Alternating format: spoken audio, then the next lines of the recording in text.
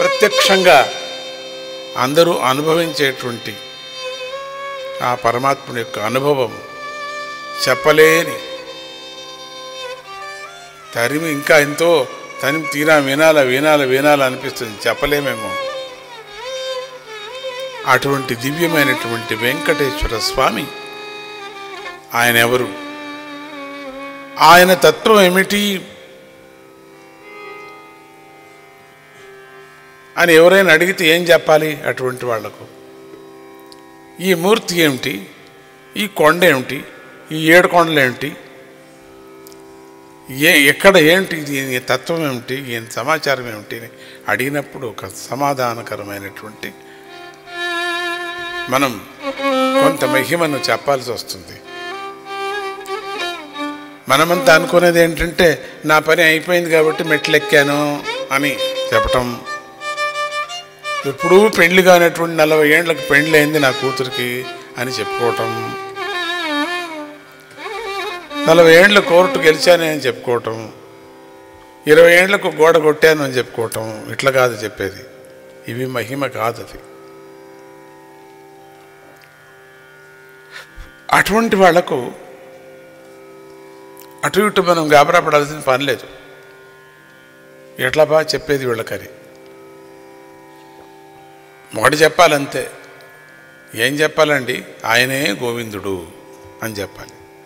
ఆయనే గోవిందుడు, ఆయనే ప్రత్యక్ష దైవము, ఆయనే నన్ను రక్షించే దైవము. ఉపనిషత్తుల్లో దాగి ఉన్నటువంటి ఆ పరబ్రహ్మే ఆయన అని చెప్పాలి. అదే ఆయనకు సరైన పేరు కదా. ఉపనిషత్తుల్లో దాగి ఉన్నటువంటి స్వామి, ఎంత ఉపనిషత్తులు, ఎంత వేదాంతం, ఎంత తర్కము శాస్త్రం ఎంత పలికినా దాంట్లో దాగినటువంటి బ్రహ్మరూపమే. ఆ పరబ్రహ్మకు రూపం ఉండదు కదా. మనంటి జీవులకు రూపం ఉండేటట్టుగా చేసుకున్నాడు ఈ కథలో. అంటే అది జ్యోతిస్వరూపమే కదా. రూపం లేనప్పుడు, దీపం కలిగించినప్పుడు దాన్ని దీపానికి ఏ రూపం అంటాం, కానీ ఆ జ్యోతి రూపానికి ఉండేటువంటి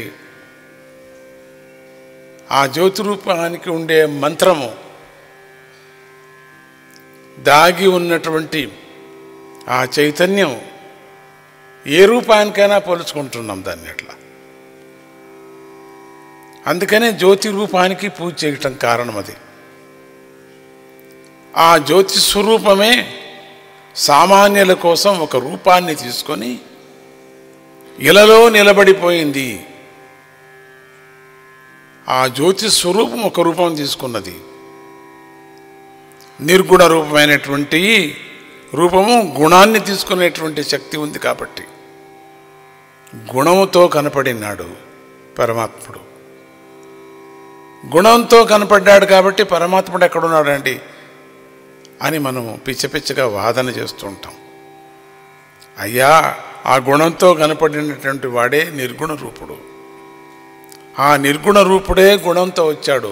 గుణంతో కలిగిన వాడే నిర్గుణ రూపుడుగా కనపడుతున్నాడు అని ఇంక 4-5 మాటలు ఎక్కువ చెప్తే పిచ్చబట్టింది అనుకుంటారు. నీకు అర్థం కాదు, మాకు పిచ్చబట్టింది అంతే. అంటే నువ్వు అర్థం కాని పిచ్చోడు ఒకడు, నేను ఎక్కువ నేర్చుకొని ఇష్టం వచ్చినట్టు మాట్లాడే పిచ్చోడు ఒకడు, ఇద్దరున్నాం అంతే. నా పిచ్చితనం నీకు అర్థం కాని కాబట్టి నువ్వు ఒక పిచ్చోడు, నీ పిచ్చితనాన్ని తొలగించలేను కాబట్టి నేను ఒక పిచ్చోడు. ఇట్లా ఇద్దరు పిచ్చోళ్ళు ఉన్నాం. కానీ ఇద్దరి యొక్క తత్వం ఒక పిచ్చితనమే ఉండేది. పిచ్చి అనేటువంటిది ఒక చాదస్తము. ఆ చాదస్త స్వరూపమే జ్యోతి రూపము. అయ్యా నీలో ఉండేటువంటి అజ్ఞానము, ఆరులో ఉండేటువంటి జ్ఞానము, ఈ రెండు కూడా అజ్ఞానము జ్ఞానము కలిపినప్పుడు నిర్గుణ రూపం అయిపోతుంది. అంతే, నిర్గుణ రూపం. అది రెండు కలిపినప్పుడు నిర్గుణం చెడిపోతున్నది, ఇంకొక రూపం వచ్చేస్తుంది దానికి. పాలకి మజ్జిగ చుక్కకు కలిపినప్పుడు ఇంకొక రూపం వచ్చేస్తున్నది దానికి. ఒక చుక్కను అంత పెద్ద పాలు దాని ఒక రూపంతో పట్టుకుంది. అంత పెద్ద పవర్ఫుల్గా ఉండేటువంటి పాలుగా మిగలక మజ్జిగ చుక్కతో పూర్ణంగా మీగడైపోయినటువంటి పెరుగు అయిపోయింది. అక్కడ ఇంకొక రూపం వచ్చేసింది అక్కడికి. పాలు పెరుగు, పాలు మజ్జిగ చుక్క, అక్కడ పెరుగు రూపం వచ్చేసింది. అక్కడికి వదిలిందా? అక్కడికి వదలలేదు. మళ్ళీ అక్కడి నుంచి వెన్నపూస అయింది. అక్కడికి వదిలిందా? వదలలేదు. మళ్ళీ కరిగి నెయ్యి అయిపోయింది. అక్కడికి వదిలిందా? అక్కడి నుంచి ఆవిరి అయిపోయి కనపడకుండా పోయింది. నెయ్యి అయినటువంటిది కనపడలేదు. కనపడినటువంటి పదార్థం కనపడకోకుండా పోయింది. చూస్తూ ఉన్నట్లయిపోయింది. అట్లే కరిగిపోయింది, ఇంగిపోయింది. తల మీద నూనె వేస్తే ఇంగిపోయి ఎంత ఉష్ణమో పీల్చకపోయింది, లోపలికి పోయింది అంటున్నాం. లోపలికి కాదు పోయింది, అది ఆవిరైపోయింది అంతే. నూనె లోపలికి పోతే, నెత్తి లోపల నూనె పోతే వాడు మెదడు ఉంటుందా అండి? ఉండదు. ఏం జల్లిడాది లోపల పోవటానికి. అత్యంత సూక్ష్మమైనటువంటి రంధ్రాల్లో కలిగినటువంటి ఒక వికల్పమైనటువంటి రూపమే కరిగిపోయింది అంటున్నాం, తెలియకపోయింది అంటున్నాం. ఏమండి ఒంటి మీద ఇంత నూనె పోసినా ఎక్కడో పోయింది, ఎంత ఉష్ణం ఉందండి మీకు అని పోసింది, తిక్కిందే. పంచకర్మలు, షాఢకర్మలు, షడ్కర్మలు, అన్ని కర్మలు, ఏం కర్మలో అన్ని కర్మలు, తద్దినాలు అన్ని కర్మలు పెట్టించుకొని ఆ నడుముకు కొట్టించుకొని ఏమేమో చేస్తూ ఉంటాం. నూనె పోసిన ఒక డబ్బాడు నూనె పోయిందండి. ఎక్కడ పోయింది? శరీరంలో పోతే డబ్బాడు నూనె వాడు ఉంటాడా? మరి ఎక్కడ పోయింది? అత్యంత సూక్ష్మమైనటువంటి రంధ్రాల్లో, కొన్ని కోట్ల రంధ్రాలు మన శరీరంలో ఉన్నాయి. ఆ శరీరంలో కలిగినటువంటి వికల్పము, దాంట్లో లోపల వెళ్ళేటువంటి సూక్ష్మమైనటువంటి ఒక తత్వము దాంట్లో వెళ్ళి నీ హీలింగ్ నీకు అయిపోతున్నది.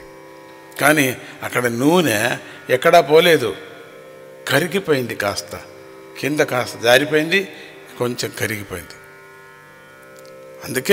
అందుకే ఆ రూపము ఎవరన్నప్పుడు, ఆ రూపం ఎవరు అన్నప్పుడు నిర్గుణ రూపమైనటువంటి పరమాత్ముడు గుణరూపంతో కలిగాడు. గుణరూపంతో కలిగినటువంటి రూపం ఎవరు? శంఖ చక్రాలు లేని విష్ణుమూర్తి. శంఖ చక్రాలు లేనటువంటి విష్ణుమూర్తి, ఢమరు త్రిశూలము లేని సాంబమూర్తి. అరే,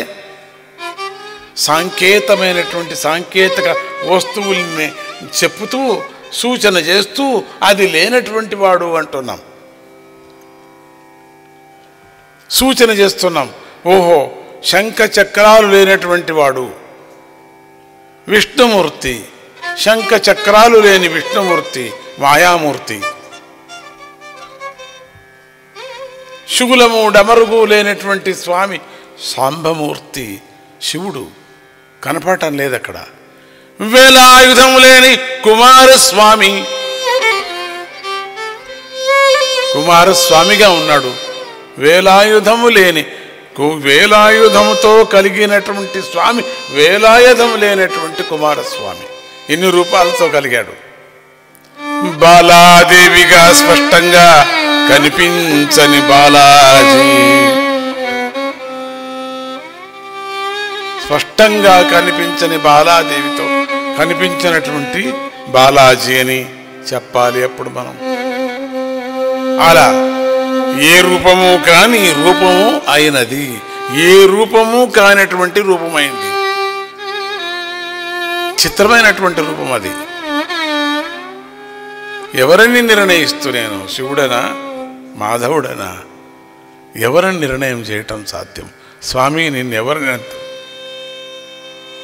అట్లా చూస్తానా శివుడి రూపం కనపడుతున్నాం, ఇట్లా చూస్తామా విష్ణు రూపంతో కనపడుతున్నాం, ఇట్లా చూస్తామా కుమారస్వామిగా కనపడుతాం, అట్లా చూస్తామా బాలాజీతో చేరిన శక్తి రూపంతో బాలా త్రిపురతో చేరినటువంటి శక్తి రూపం కనపడుతున్నది నీలో.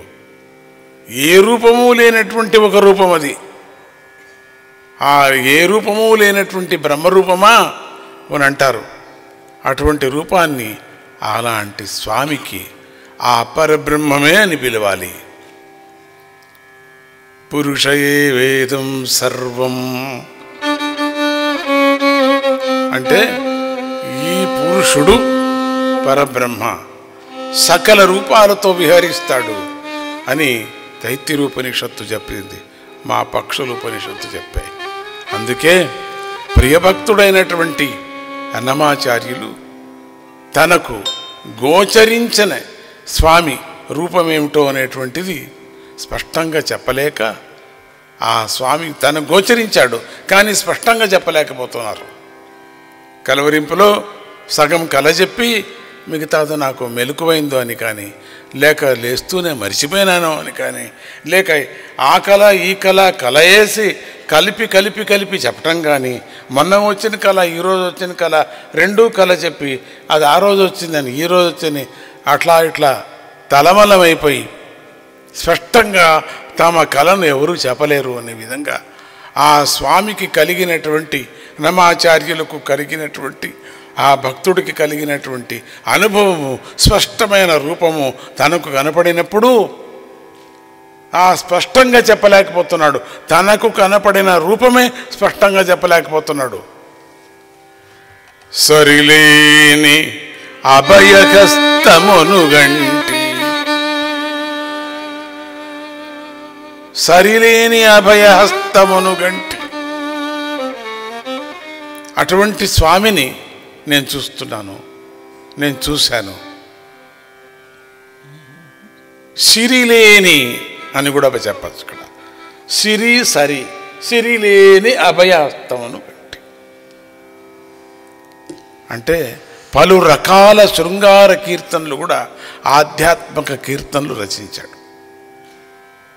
ఆయన తృప్తి తీరలేదు ఆయనకి, ఎప్పుడు ఇంకా ఇంకా ఇంకా ఇంకా ఇంకా పాడుతూనే ఉన్నారు. చివరికి వైరాగ్యం వచ్చింది. అంటే స్వామి యొక్క పొగడ్తను, స్వామి యొక్క కీర్తనలు, స్వామి యొక్క మహిమను పాడుతూ పాడుతూ పాడుతూ పాడుతూ దాంట్లోనే వైరాగ్యం వచ్చేసింది. సంసారంలో వైరాగ్యం అంటామే మనం. అట్లనే ఆ పరమాత్ముడి యొక్క దృష్టిలో ఇప్పుడు మనం అందరూ కూర్చొని శ్రీరామ జయ రామ జయ జయ రామ, శ్రీరామ జయ రామ జయ జయ అని ప్రారంభం చేస్తాం. తర్వాత నిదానంగా ఎన్నో గంటలైన తర్వాత శ్రీరామ జయ రామ జయ జయ రామ, శ్రీరామ జయ రామ అంటాం. ఇంకా కాస్త పోతే పోతే పోతే శ్రీరామ జయ రామ జయ జయ శ్రీరామ జయ అని అంటూ ఇంకా పోతూ పోతూ పోతూ ఇంకా పోతూ పోతూ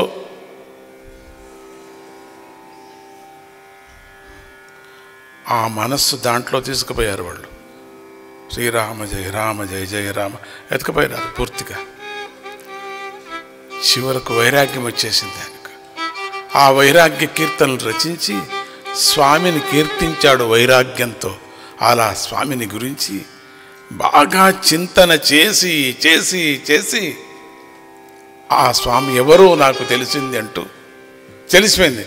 బ్రహ్మమొక్కటే పరబ్రహ్మ, బ్రహ్మమొక్కటే పరబ్రహ్మమొక్కటే పరబ్రహ్మమొక్కటే పరబ్రహ్మమొక్కటే బ్రహ్మమొక్కటే పరబ్రహ్మమొక్కటే పరబ్రహ్మమొక్కటే పరబ్రహ్మమొక్కటే పరబ్రహ్మమొక్కటే పరబ్రహ్మమొక్కటే పరబ్రహ్మమొక్కటే శూలాన్ని పొగిడారు, చక్రాన్ని పొగిడాడు, శంఖాన్ని పొగిడాడు, ఆ స్వరూపాన్ని నామాన్ని పొగిడారు, భుజకీర్తులు పొగిడాడు, పాదాలు పొగిడాడు. ఇంకా ఏముంది దీంట్లో? పొగిడి పొగిడి పొగిడి కొనాకు. ఇది పరబ్రహ్మము, అంతే. ఇది పరబ్రహ్మము. అది ఆ వైరాగ్యం రాకనే చాలామంది ఏమండి మీకేమనిపిస్తుంది? పరబ్రహ్మం అనిపిస్తుందండి. ఏంటి అట్లంటే? పరబ్రహ్మము అని నువ్వు ఫీల్ అయ్యి చెప్తున్నావా, లేక నీకు చేతకాక చెప్తున్నావా అనేది యోచన చేయాలి మనం. పరబ్రహ్మము అనేటువంటి ఫీలింగ్ రావాలంటే నువ్వు ఎన్ని క్లాసులు పాస్ కావాలా, ఊరూరికే పరబ్రహ్మము అనకూడదు. మనకు తెలిసినవన్నీ మళ్ళీ మళ్ళీ మళ్ళీ చెప్పుకుంటూ, మనస్సుకి మళ్ళీ మళ్ళీ చెప్పుకుంటూ కొనాలో పరబ్రహ్మం అని చెప్పాలా. కానీ ఏమీ చెప్పకనే మన ఊరికే పరబ్రహ్మ అండి అది. ఇక మనకు చంచలం వచ్చినప్పుడంతా ఆ పరబ్రహ్మను గురించి తిట్టటము, మామూలు కిందికి వెళ్ళిపోతున్నాం మళ్ళీ. ఎందుకంటే నీకు అనుభవం కాలేదు కాబట్టి. కేవలము పరబ్రహ్మం ఒక్కటే అని చెప్పారు పెద్దలు, దాన్ని మాత్రం ఉపయోగించుకుంటాం మనం. ఏమండి చూశారు స్వామిని? పరబ్రహ్మం అండి, అంతే, ఇంకేం లేదు. పరబ్రహ్మం అది. ఏం పరబ్రహ్మం? చీటికి మటుకి చిల్లరంగట్లో దొరికినట్టుగా ఆ పరబ్రహ్మం అనేటువంటి ఫీలింగ్ నువ్వు అనుభవించి చెప్పాలంతే. పెద్దలంతా పరబ్రహ్మం, తెలిసిన పెద్దలందరూ పరబ్రహ్మం అంటున్నారు. అందుకని ఆ తెలిసిన బ్రహ్మ, ఆ తెలిసిన వాళ్ళందరూ కూడా ఎంతగా చెప్పగలరో వాళ్ళందరూ పరబ్రహ్మ అన్నారు కొనాలో. అటువంటి దేవుడు అని చెప్పాలా. నేను కూడా అంటున్నాను అనకూడదు అక్కడ. తెలిసిన మహాత్ములందరూ పరమాత్మని పరబ్రహ్మ అన్నారు వెంకటరమణ స్వామిని. అందుకని నేను కూడా పరబ్రహ్మ అనక, అటువంటి పరబ్రహ్మమూర్తిని నేను స్తుతిస్తున్నాను అన్నలుగా నేను కూడా అదే పరబ్రహ్మ అనేసానండి. బ్రహ్మమొక్కటి పరబ్రహ్మమొక్కటి అని పాడేస్తే అయిపోతుందా? అంతవరకు వచ్చి ఆయన ఆ మాటను అనాలంటే అన్నమాచార్యులు ఎంత ఎక్స్పీరియన్స్ అయిపోయింది ఆయనకు. ఎన్ని దాటి ఎన్ని కాలవలు దాటిపోయాడు, ఎన్ని ముళ్ళ కంపలు దాటాడు, ఎన్ని అగ్నిగుండాలు దాటాడు ఆయన, ఎన్ని పర్వత శ్రేణులు దాటాడు, ఎన్ని సరస్సులు దాటుకొని వెళ్ళాడు ఆయన. అంటే సరస్సులు అంటే ఏదో చెరువులని కాదు, పర్వతాలంటే కొండలని కాదు.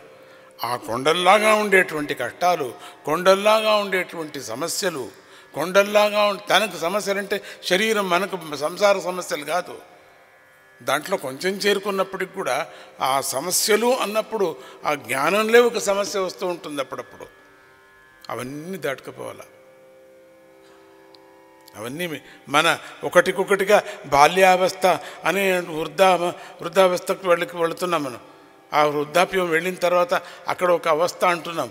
అన్ని అవస్థలు ఎట్లా దాటుకొని వెళుతున్నామో అట్లనే ఆధ్యాత్మిక కూడా అన్ని అవస్థలు దాటుతారు. దాటి ఎక్స్పీరియన్స్ కొనాలో అయినప్పుడు పరబ్రహ్మం అన్నారు. మనకు కూడా అది రావాలా? ఆయనకు కలిగినటువంటి అనుభవం నాకు కలగని, ఆయన కూడా పరబ్రహ్మ అన్నారు కాబట్టి, అటువంటి ఆయనే పరబ్రహ్మ అన్నారు కాబట్టి అది పరబ్రహ్మం అంతే అని వారిని మనము సాక్షిగా పెట్టుకొని అనాల. ఆయన పరబ్రహ్మ కనుక ఏ పేరుతో పిలిచినా పలుకుతాడు. మనకు సులభం చేసి పెట్టారు. ఆ పరబ్రహ్మ స్వరూపమే ఆయన అని మహాత్ములందరూ అన్నారు కాబట్టి ఆయన ఏ పేరుతో వెంకటరమణ అన్నప్పుడు సంకటహరణ పరిగెత్తి వస్తున్నాడు. ఓం నమ శివాయ అన్నప్పుడు శూలంతో మన దుఃఖాన్ని నివారణ చేస్తున్నారు. ఏ పేరుతో బాలాజీ అమ్మవారి పేరు పిలిచినా కూడా, బాలాజీ అంటే అమ్మవారి పేరు, అది అమ్మవారి పేరు పిలిచినా పరిగెత్తి వస్తున్నాడు. ఆయన అన్నిటికీ ఒక వ్యవస్థ ఉండాలి కనుక వేదాలు ఆయన్ను గోవిందా గోవిందా అని కీర్తించాయి. అదే బాగుందని అందరూ కూడా గోవిందా అన్నారు. ఆయన దగ్గర తరగని ఐశ్వర్యం ఉంది, దాన్ని జ్ఞానైశ్వర్యమో అని చెప్తున్నారు. కనుక అందరూ కూడా ఆయన్ను శ్రీనివాస అని పిలిచారు. గోవింద పరబ్రహ్మమైనటువంటి వాడు శ్రీనివాస అని పిలిచారు. అదే రూఢి అయిపోయింది అప్పటి నుంచి. శ్రీనివాస అంటే ఆయన జ్ఞానైశ్వర్యాలకు ఆయన యొక్క పుట్టినిల్లు అని చెప్తున్నారు. జ్ఞాన ఐశ్వర్యాలకు